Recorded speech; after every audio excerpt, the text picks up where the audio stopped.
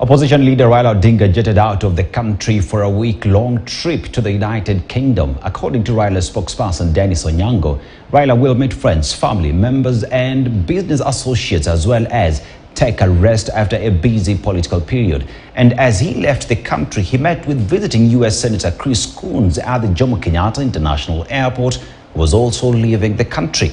Was this meeting planned or just a coincidence? David Muthoka reports.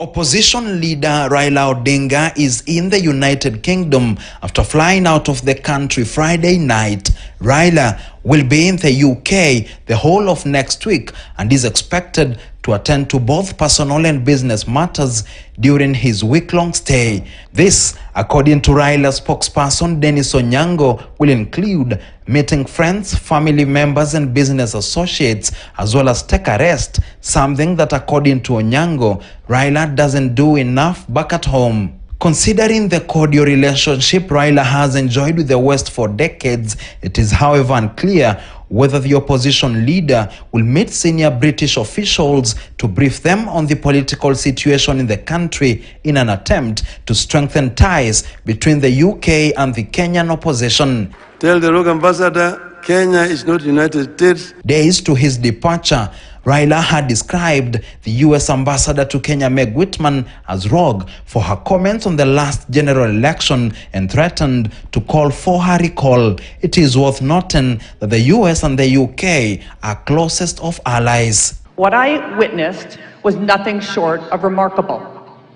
Kenya held what many analysts and commentators say was the freest, fairest, and most credible election in Kenyan history. Keep your mouth shut when you're here. Otherwise, we will call for your recall back to your country. A day after Raila took a swipe at Whitman, the ambassador, together with Delaware Senator Coons, met President William Ruto at State House, Nairobi, a meeting that is said to have prompted this reaction from the head of state. Between the people who are orchestrating destruction of property and sabotaging our economy, and those who are working with us to create investment opportunities and investment capital for the people of Kenya.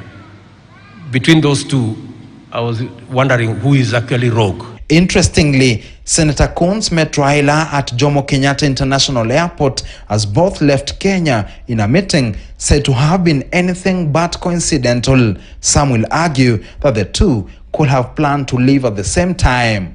But Raila, in a statement, said, and I quote, "Our paths crossed again last night with my friend Senator Coons heading home to the US while I left for the United Kingdom. Wished each other safe flights, hoping to see each other again. Always a pleasure, Chris." End of quote. Raila is expected to jet back to Kenya late next week. David Muthoka, KTN News, Nairobi. Now, Kenya has committed